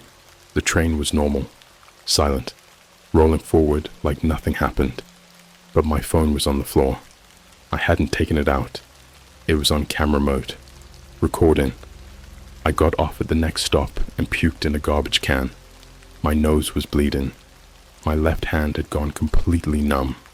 Not pins and needles. Dead. Like it wasn't mine anymore. I stayed underground. That was the mistake. I thought I'd be safer down there. But the tunnels below NYC, they're not just for trains. There's another system beneath. Not mapped. Not built by the city. Old, unmarked doors. Dead ends that weren't there the day before. Graffiti in a language no one speaks. I saw people down there. Shadows that moved like static. One had no legs, just dragging skin behind it, like a wedding dress made of screams. One tunnel was blocked off, with yellow tape and a wooden sign that read, "Do not enter. System contains teeth." I thought it was a joke. I was wrong. Hours later, I found myself somewhere I didn't recognize. The air was thick, like soup. My ears wouldn't stop popping. I heard whispering again, but up this time, from the ceiling. I looked up and saw a hole, not a tunnel, a mouth, a circular maw, wide and fleshy, embedded in the concrete, like it had grown there. It pulsed when I breathed, and from the edges of it, long tendrils of teeth reached out like antennae, twitching. I ran. I didn't care where. I ran through 6 tunnels, climbed over abandoned carts, slipped in something warm and red. I kept hearing footsteps that didn't echo right. One set behind me, one ahead. Eventually, I hit a wall. Literally. A concrete wall at the end of the tunnel. No signs, no doors. Just wait. Number. There was a door. It wasn't visible until you blinked. You had to look through the air to see it, like it was rendered behind a layer of static. There were scratches on it, deep, human fingernail gouges, layered, carved words. Josh is here, but he's not Josh anymore. Then, bang, from behind the door. Once, twice, a third time, clicking, a fourth, this time followed by a dragging noise, and a voice, gurgling, struggling. Derek, let me out. It's chewing me. It was Josh, or his voice, or something using it. I bolted out of there and didn't stop until I saw sunlight. I collapsed near a Starbucks of all places. People just stepped over me like I was another cracked out subway freak. I was bleeding from my nose and ears. My eyes wouldn't focus. I checked my phone again. The last video was still recording, but the timestamp? 16 hours, 3 minutes, 44 seconds. It had recorded me while I was unconscious, but that's not the part that made me drop the phone. At the end of the video, there was a frame, just one, barely a second. It showed me, standing in the train tunnel, but my skin was wrong. It looked peeled back, reversed, and there were mouths along my ribs, dozens, and my eyes glitched, black squares, like someone redacted them. And now, I can't stop seeing them, on billboards, in Starbucks napkins, in the texture of concrete. They rearranged reality. Sometimes, I look at strangers on the street, and I can hear them clicking under their breath. One leaned in at a crosswalk and whispered, "They're building another base. In Tokyo. It's under Shibuya. Phase 2. I asked him what he meant. He just smiled, and his teeth weren't right. Too many. Too sharp. They're inside now. I think this is the last part I can write before I'm gone. Before I become the signal. This is the last thing I'll ever write. Not because I'm scared. That was 4 breakdowns ago. Not because I'm being hunted. That's already happening. And not because I think someone will come save me. No one's coming. No one even remembers who I was. I checked. My college doesn't have my records anymore. My social accounts have been scrubbed. Even my mom's number says no longer in service. It's because I can't feel my legs anymore. And whatever's inside me has started moving. It began 2 days after the subway tunnel. I woke up in a back room of an out-of-business Rite Aid in Jersey. I don't remember how I got there. The last thing I remember clearly is vomiting teeth into a subway bathroom sink that didn't have a mirror, just a frame filled with pulsating flesh. I came to on a crusty mattress with a sticky note taped to my chest. In a child's handwriting, it said, "You are now the signal," and underneath it, "Phase 3 begins in your spine." I thought it was a joke, until I sat up and felt my vertebrae twitch. The first thing I noticed was the sound, not in the room, inside me. There was a faint clicking, not constant, but rhythmic, like a metronome, coming from deep within my lower back. It was subtle at first, but when I leaned over the sink and arched my spine, just barely, I heard it grind, like bone, against teeth. I lifted my shirt. My spine was moving, not a bulge, not a sore, shifting, like something was adjusting itself, aligning into place. I pressed on my back. It didn't hurt. It hummed. That night, I started leaking static. I'm not joking. I stood in front of an old CRT television in a pawn shop, and when I walked past, the screen burst into white noise. Not the usual kind. This had images buried in it. Flashes, less than a second each. A child screaming in a room made of jaws. A wall unzipping itself like skin. A subway tunnel full of teeth chewing the rails. My own face, but with a camera for a mouth. And then words, subliminal, burned into the distortion like corrupted subtitles. Flesh is a receiver. Spine is the wire. Broadcast will commence. When I touched the TV, it short-circuited and breathed. I started convulsing in the alley behind the shop. Not seizing, convulsing, like something was installing itself. Every muscle in my back locked. My vision bled into RGB flicker. My phone's screen turned on by itself. Camera mode. It focused on me. Only, it didn't show my reflection. It showed the thing growing in my spine. It was coiled, pale, like a centipede made of bone and radio wire. Its head was shaped like a dental drill. Its body pulsed with symbols, Twitch emotes, Instagram logos, glitched QR codes that vibrated at impossible frequencies. It blinked through my back and mouthed, "The stream must continue." Then it disappeared, but I could still feel it. I went to a hospital. I didn't even make it past the lobby. I walked through the metal detector, and every screen in the ER started glitching. X-ray machines, blood pressure monitors, even the vending machines began printing out paper. I grabbed one of the slips. It said, "Do not interfere. Patient 4D3. R. Rick is a designated broadcast host." An orderly walked past me, and for half a second, his head was replaced with a signal tower. The receptionist looked up at me and whispered, almost lovingly, "You're almost ready." I ran. I don't remember how I got out of the building. I think I blacked out for most of it. Now the thing is inside my dreams and my spine. They're sinking. When I sleep, I don't see normal nightmares. I see the base again. But this time, I'm walking through it, and I'm filming. My hands hold a camera, but my hands aren't hands anymore. They're blooming with wires and flesh and antennae. The lens is fused to my shoulder, and wherever I look, it streams.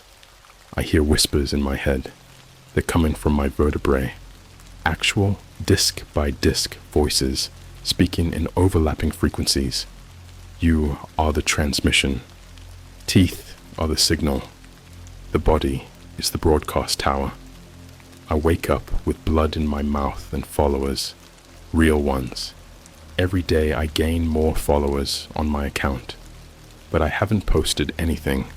Haven't been online. The accounts are growing by the thousands. Verified people.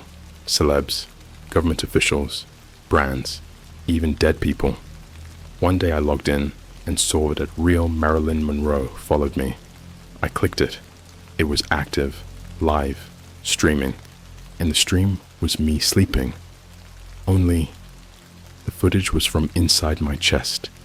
It showed my ribs folding open, a lattice of ivory and red, forming a signal tower that pulsed with my heart. And there were mouths, dozens, gnawing at the inside of my lungs, each one whispering, "We love your content." 2 days ago, I stopped being able to bleed. I cut my arm to see if I still could feel anything.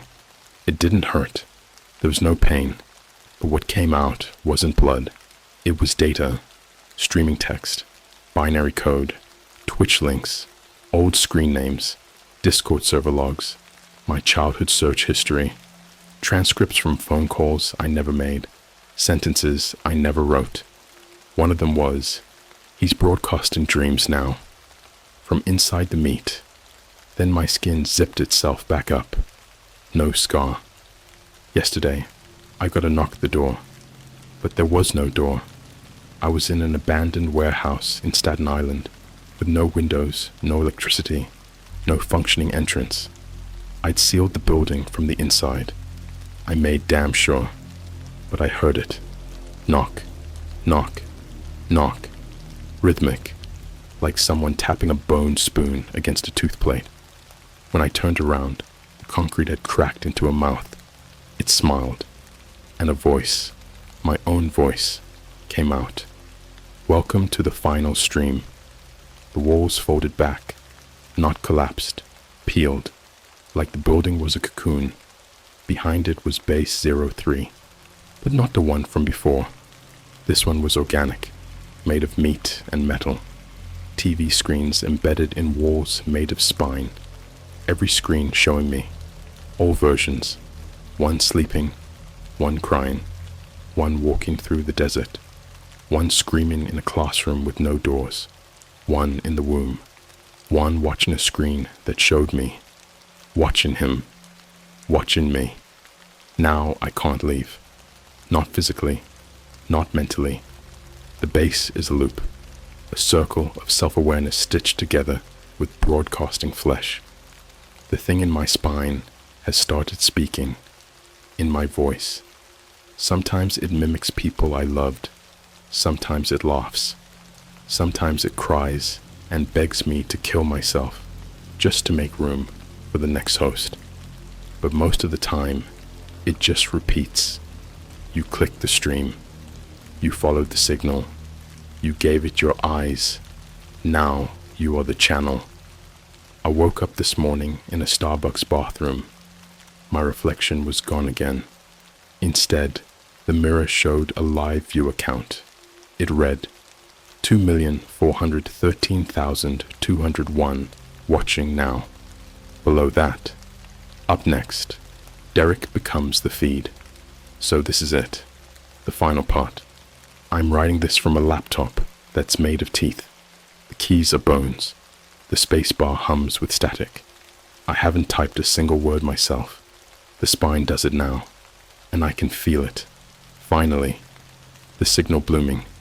Inside every vertebra, inside every wall, inside every wire. The stream is live, and you just watched.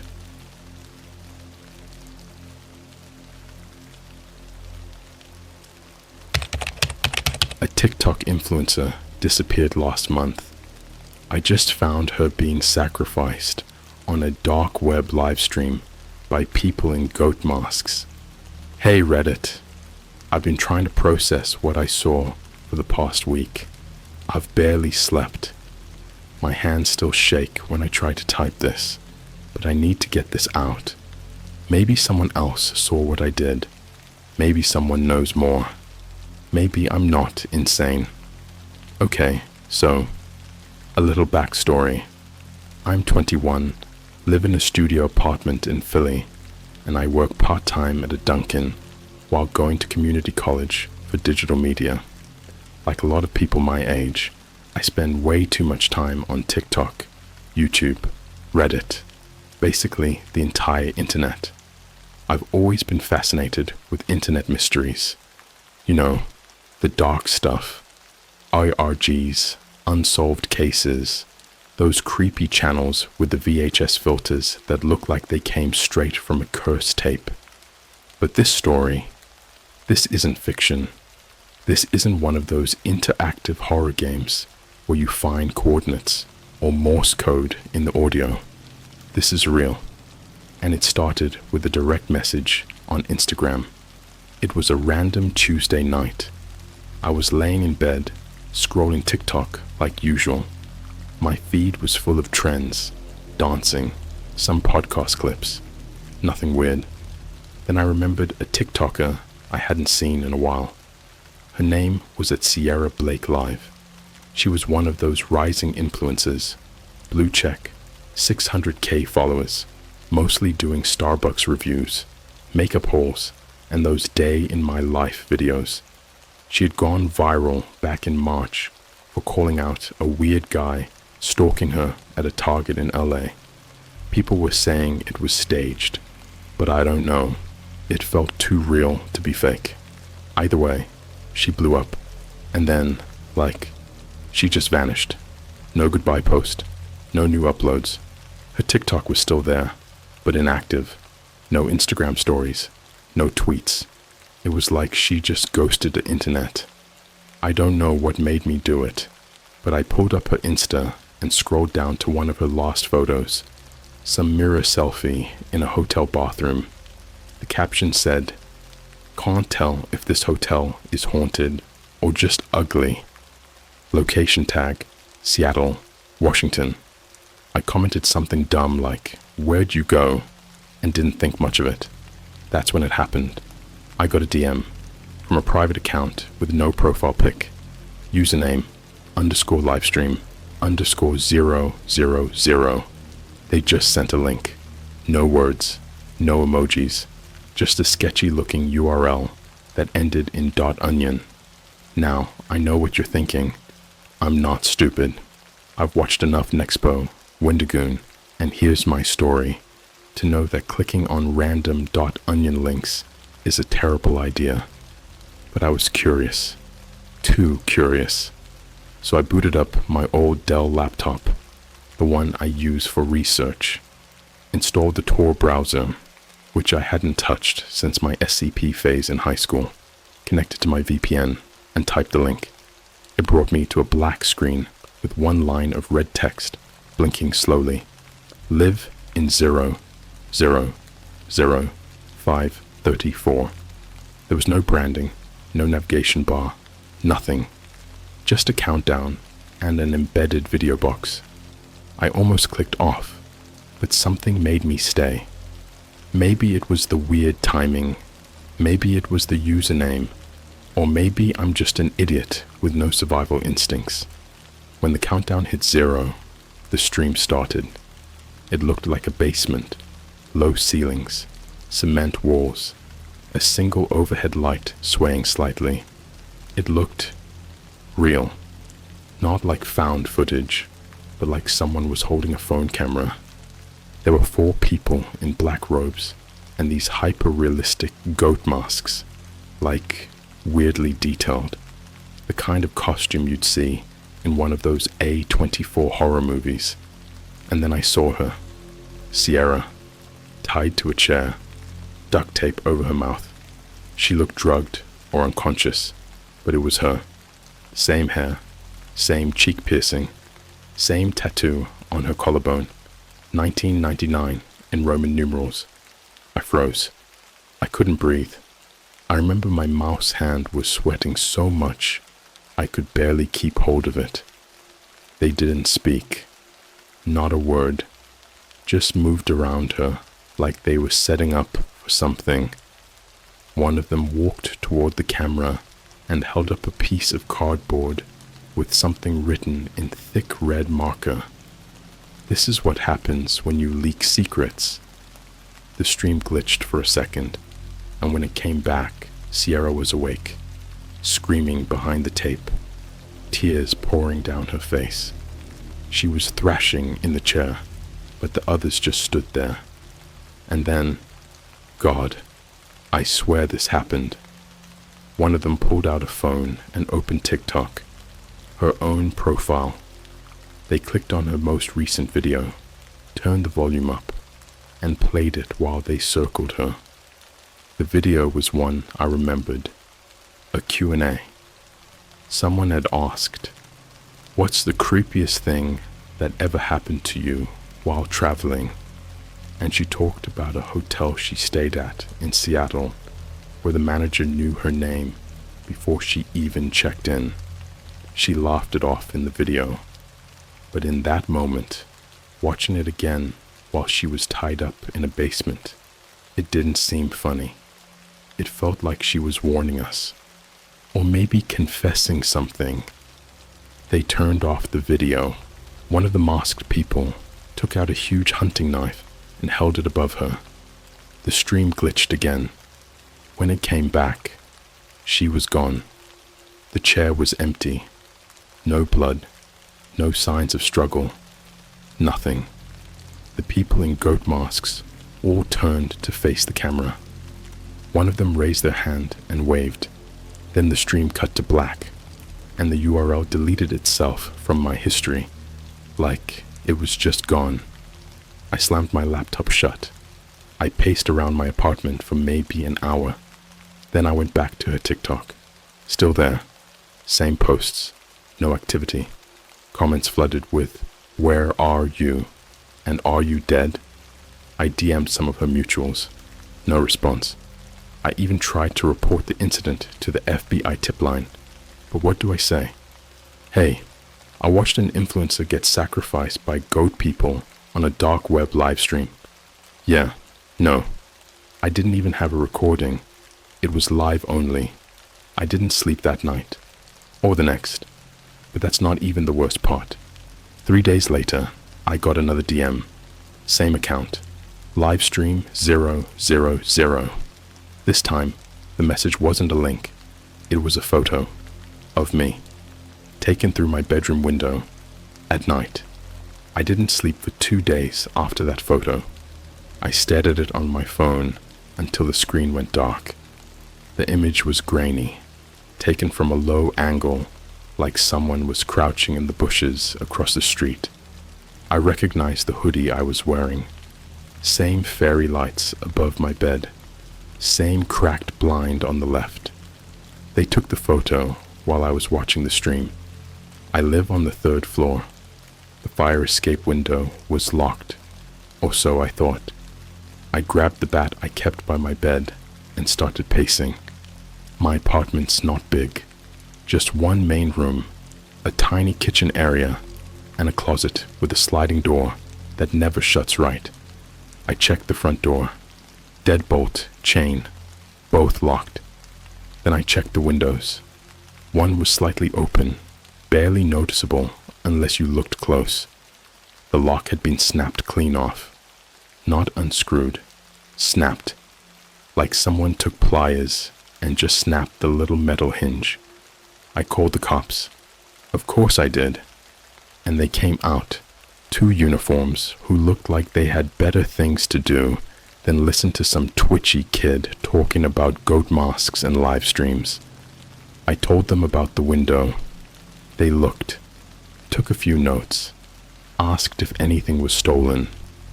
No, I said, but I think someone was in here. That's when I opened the closet.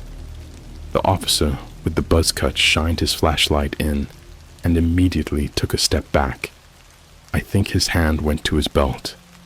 Hanging on the inside of the closet door, on a frickin' command hook, was one of those goat masks. Same one from the stream. Black rubber, glassy fake eyes, spiraled horns. There were weird red smudges on the inside, like someone had bled from the nose wearing it. Or worse, someone else had. And taped to the mouth of the mask was a sticky note. "You're next, at midnight archivist." That's my TikTok handle. The cops bagged it, said they'd write a report. I could tell by the look in their eyes that they thought I was faking it. Prank, viral stunt, Gen Z chasing clout. They told me to stay with a friend if I felt unsafe. I don't have many friends. I'm not the go hang out type. So I did the stupid thing. I stayed. That night, I locked every window, jammed a chair under the door handle, slept with the lights on and my phone under my pillow. Around 3:17 a.m., I woke up to a ping. New message. Livestream $1,000 again. It wasn't a photo this time. It was a video. My finger hovered over it for a full minute before I pressed play. It was a vertical recording, blurry and low res, like it was taken on a burner phone. At first, all I could see was a dim hallway, motel carpet, room doors. The camera moved down the hall slowly, stopping in front of room 237. Then it turned to a broken vending machine. The camera panned back. There she was, Sierra, but not the way I remembered her. She was sitting in a chair in the middle of the hallway, arms tied behind her back, head slumped forward. Her hair was wet, soaking, Her clothes looked torn, like someone dragged her through a storm. But it was her face that froze me. Something was off about it. Bloated, discolored, lips swollen, nose gone. Just 2 dark slits like she'd been burned. Or worse. The camera zoomed in. She wasn't blinking.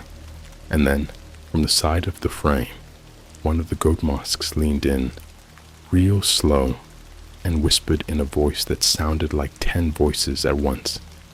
She screamed when we peeled it off. Want to hear? The video cut to black. I dropped the phone. I think I threw up in the sink. Not sure. After that night, I left, packed a bag, and got an Airbnb on the edge of town under a fake name using a friend's debit card. I didn't tell anyone. I didn't post. I scrubbed my accounts, deleted my Instagram, my Twitter, locked down my TikTok, and made everything private. It didn't matter. They still found me. I woke up 3 days into hiding and found another sticky note stuck to the bathroom mirror. Same handwriting, same red marker. Running is part of the fun. That was when I realized this wasn't random. This wasn't just some dark web cult hunting influences. This was personal. So I did the dumbest thing I've ever done. I went back into the dark web. I spent hours combing boards. Not the usual scary Reddit tier ones. I'm talking actual .onion forums that make you question your morality just by reading the thread titles. I had to beg for access to one called the Black Circle. Every post was encrypted. Threads titled Feeding Day, She is Ripening, and Goat Blood Archive. After about 4 hours of lurking, someone DM'd me on the forum. Username GOAT_14th. They said, and I quote, "You're not supposed to be looking here, but since you are, do you know what city she died in?" I said, "Seattle." They said, "Wrong. Her body never made it there." Then they sent coordinates. I reverse searched them. It was a gas station in rural Oregon, middle of nowhere. Place looked abandoned on Street View. No reviews, no name.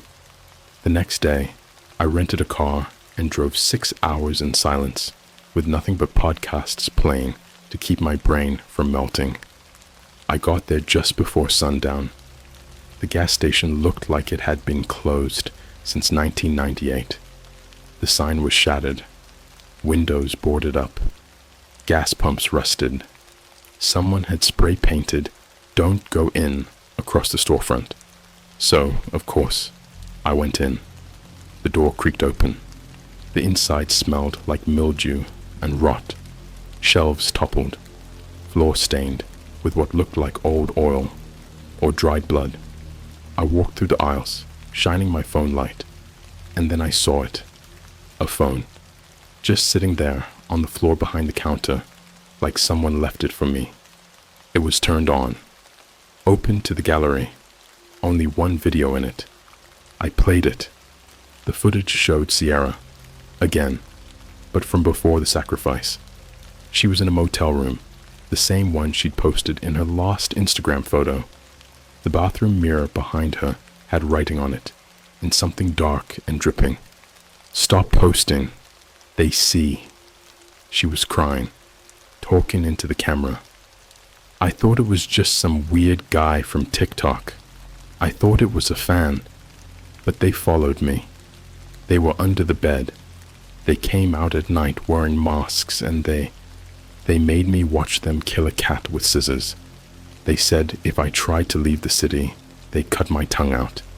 I tried. I called the cops. They were already in on it. Please, if you see this, don't post it.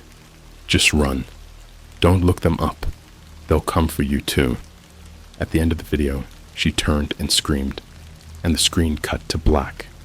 I heard something behind me. A rustle. I turned around.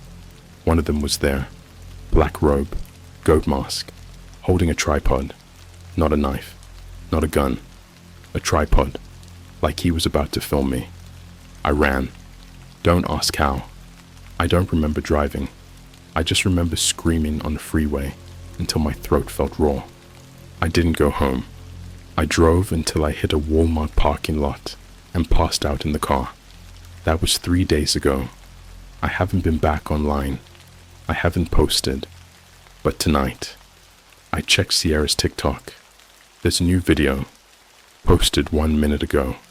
It's a vertical shot of someone sitting in a chair, arms behind their back, hood over their head, and in the corner, my name, @MidnightArchivist.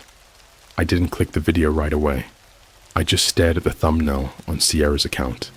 Same account, no caption, no hashtags, nothing. Just a muted 6-second vertical shot of a person in a chair, hood over their head, arms twisted behind them like broken twigs. My TikTok handle was in the top left corner, not tagged, burned into the frame like a watermark. @MidnightArchivist. I watched the view count climb.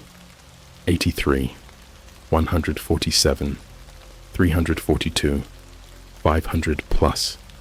It kept going, like people were watching it faster than it could load. I finally pressed play. It was me, not metaphorically, not someone who looked like me.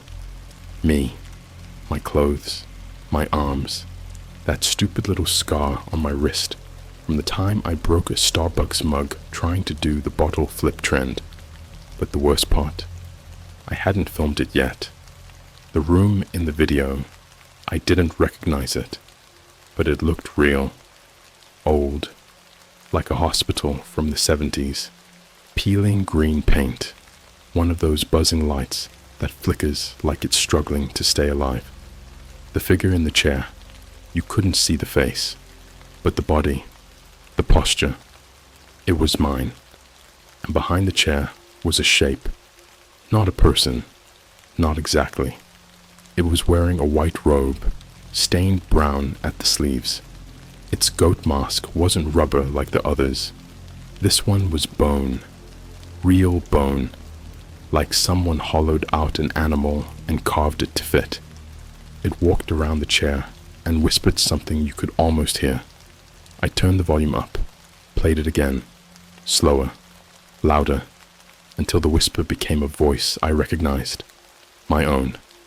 I'm still inside here. I'm still inside here. Let me out. Let me out. Let me out. I dropped the phone. I didn't even scream. I couldn't. My throat had locked up. I ran to the bathroom, turned the shower on freezing cold, and just stood there, fully clothed, hoping it would shock my brain into waking up, because this had to be a nightmare, a psychotic break, sleep deprivation, drugs in the Airbnb, anything. But when I came out, my phone had another notification, not from TikTok, Snapchat, new friend request, goat filter 14. I didn't accept it. I just stared at the profile. It had a bitmoji, a goat head with human eyes. You know how bitmojis are supposed to be cartoonish and fun. This one looked real. The eyes had blood vessels. The teeth were rotting, like it was trying to break through the filter and come out the screen. The notification bar said, "Goat filter 14 is typing." I waited. Then it sent a snap. No text, just a video. I tapped it. It was the hallway outside the Airbnb. My Airbnb. I recognized the floral print on the carpet, the weird chipped fire extinguisher box, the door at the end. My door. The camera moved forward slowly, like it was someone crawling. Then it stopped, and a gloved hand slid a flash drive under my door. The video ended. I didn't even have time to react. I ran to the door, heart jackhammering. Threw it open. Nothing. Empty hallway. Silent. But when I looked down, the flash drive was there. It was wrapped in old gauze, not tape. Gauze. the kind you'd use to bandage a stab wound. It smelled like iodine and copper. My fingers were shaking when I unwrapped it. There was a note tucked inside the bandage. Sierra died twice. You will too. I plugged it into my laptop. One folder. Named, Do not open until you stop breathing. Inside were 6 video files. No thumbnails. Just file names. Breath1.mp4. Breath2.mp4. Breath3.mp4. Breath4.mp4. Breath5.mp4. Final. Breath.mp4. I clicked the first one. The screen was black for 10 seconds. Then, a flash of red. A frame. 1 second. Barely there. But I paused it. Zoomed in. It was a hospital ID tag. Name. Blake. Sierra. Patient. ID. 0, 0, 0, dash, 1, 4, dash, 1, 3. Status. Autopsy. Pending. Date of death. April 14th. Time. 12:06 a.m. That's the night I first saw the live stream. I clicked breath2.mp4. It was a body on a table. Sierra. Definitely her. But she wasn't dead. Her eyes were open. She was paralyzed. You could see it in the way her pupils twitched, how her mouth trembled just a little, like she was inside her own body screaming, but nothing could come out. 2 people in goat masks stood over her. One of them was filming. The other leaned down and started sewing her eyes shut. Not fast, stitch by stitch, with black twine, the kind you'd use on livestock. There was no sound, only a static hum, like white noise that made my ears ring. I skipped to breath4.mp4 because I couldn't take watching the rest. This one was filmed in a Starbucks. No joke. A real, open, functioning Starbucks. Background noise. Customers. Someone saying, Grande Caramel Macchiato. But in the very corner, at a table for 2, was Sierra, or what was left of her. She was facing away. Hoodie pulled over her head. Bandages under her sleeves. Someone had sat her there, like a doll. And across from her was me. Not metaphorically. Me. Talking, laughing, drinking an iced coffee, wearing a shirt I hadn't worn in years. It wasn't a reflection. It wasn't a deepfake. It was me. In public. Sitting across from a reanimated corpse. And no one around even noticed. I slammed the laptop shut. My brain felt like it was splitting, like reality had too many windows open. I started to cry. I don't cry. Not since I was 13. I took the flash drive, stuffed it in a sock, and threw it in the dumpster outside. Then I did something I never thought I'd do. I booked a flight to Prague. Why Prague? Because it was the only place I could think of where I knew no one, had no followers, didn't speak the language, could disappear. And for 2 days, it worked. I deleted every trace of myself online, ditched my phone, bought a flip phone with cash at a secondhand store, slept in hostels under a fake name. I even changed my clothes every few hours just to be paranoid. But today, someone slid a note under my door. It was written on a Starbucks napkin. Final breath.mp4 goes live at midnight. Don't be late. The clock just hit 11:59 p.m. I can hear bells outside, but there's no church nearby. And someone just knocked on my door. I didn't answer the knock. I couldn't move. I sat on the floor with my back against the rust-stained shower towels in that freezing Prague hostel bathroom, watching the door.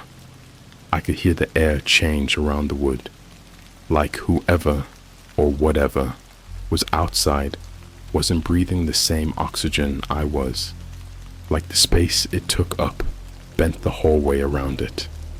The knock came again. 3 slow thuds, not fists, hooves. I swear to you, I know how that sounds, but the sound wasn't skin on wood. It was something hard, cloven, and wrong, like the bones of a dead deer were tapping politely to be let in. Then I heard it slide something under the door. It wasn't paper this time. It was a USB port ripped off a human spine. You think I'm exaggerating? Number. It was a real vertebrae, cracked, blood-soaked, and jammed with wires soldered into the bone. The cord dangled like a wet tail. Taped to it was a post-it note, written in a smeared black ink that bled through. Finalbreath.mp4 is now live. You're in it. The hostel Wi-Fi was dead. I didn't have my laptop, but the TV mounted to the wall turned on by itself. No input, no remote. It just lit up, static flooding the screen, then cutting to a live stream window. Black background, red timer, 4, 3, 2, 1, live. The camera flickered into focus. It was a white room, sanitized and glowing. Walls covered in operating theater lights. Cold steel tables, medical trays lined with scalpels, and in the middle was an autopsy slab. I recognized the person lying on it immediately. It was me, completely nude, pale, motionless, chest rising and falling in shallow, forced breaths, like something else was puppeting my lungs. And standing around the slab were 7 people, all of them in robes. Not like before. These weren't cheap Halloween costumes. These were stitched from real skin, human skin. Some of it still had tattoos. One had a face stretched across the chest, like a macabre bib, lips sagging open. Their masks weren't goats anymore. They were human, upside down human faces, skinned off and sewn back together, like Picasso tried to make a demon. The eye holes weren't where the real eyes were. They were in the mouth, or off to the side, or upside down. Some of the masks blinked. Some wept. One of them walked up to the camera and held up a hospital patient chart. The name on it? My real name. Not my handle. Not my alias. My full birth certificate name. They flipped the page. Underneath was an X-ray of my chest. The heart was circled in red marker. Remove while aware. The others nodded. One of them reached for a scalpel. Another brought over a pair of garden shears. And then I started screaming. Not in the video. Me. Right there in the hostel bathroom. Because I could feel it. I swear to God, I could feel every movement they made in that live stream, as if they were doing it to me in real time. I looked down at my shirt. It was bleeding through, dark red blooming in the center, but there was no wound. Every cut they made on screen was manifesting in me. I watched as they sliced open the body's chest in the stream, slow, precise, like they were unwrapping a gift. I felt my sternum split, the pressure, the heat. I couldn't breathe. The body on the table was still alive. Its mouth opened, and it screamed silently, eyes rolling back, teeth grinding until they cracked. And then they reached inside. One of the masked figures pulled out the heart, still beating, still twitching. They raised it in both hands like a ritual. And then they did something I will never, ever forget. They bit into it. Not once. Over and over, like a starving animal. Blood sprayed across the lens. The body on the table kept moving, like it was trying to escape, even though it had no heart anymore. Twitching, trying to speak. Then the screen glitched. Cut to black. Then a new image. A McDonald's play place. Kids running around, laughing, happy music playing. And in the middle of the bull pit, a goat mask, floating on the surface, covered in blood. No explanation, no text, just a loop of that image over and over, faster and faster, until it was a slideshow of every person who had disappeared from TikTok in the last 3 years. I recognized them all. Sierra, a guy named Juno, the horror dude, that girl who used to review murder documentaries with her pet rabbit. All gone, all in the montage, one after the other. Their mouths were sewn shut in every frame, eyes blacked out, and at the end, it showed me again. Except this time, I wasn't on the table. I was behind the camera, filming, breathing, laughing, a low guttural laugh I didn't recognize, but still knew was mine. The screen went black. In the silence, the hotel TV popped. Just crack, like a light bulb exploding. Glass on the floor, sparks, and then silence, except for a ringtone. I didn't have a phone anymore, but something inside my backpack was vibrating. I opened it. The flip phone I bought in Prague, the one I left at the train station, was inside. On the screen, a call. Sierra, deceased. I answered it. There was no sound for the first 10 seconds, then static, then her voice, raw, throat shredded. You filmed it. You filmed it. You filmed it. And then a new voice cut in, deep, wet, smiling. Final breath was never yours. You were the camera, darling, just the lens. The lens for us. I blacked out. Woke up in a hospital 2 days later. Doctors said I had a seizure. When I asked what day it was, they said April 14th. The exact date Sierra was declared dead. And my chest, no scar, no injury, but I can feel it. My heart isn't mine anymore. Every night at 12:06 a.m., I wake up gasping like someone's restarted me. And last night, I heard someone in the hallway, outside my hospital room, dragging something, metal scraping the floor, a camera tripod. They left a note on my IV stand. You scream beautiful. Can we stream it again? I discharged myself from the hospital at 3:06 a.m. I know it was that exact time because the monitors in every patient room I passed were all flatlining at once, one after the other, dozens, not beeping, screaming, nurses running, lights flickering, and every screen read the same message, like it wasn't a hospital anymore, but a glitching server. Stream connection interrupted. The nurses didn't even look at me.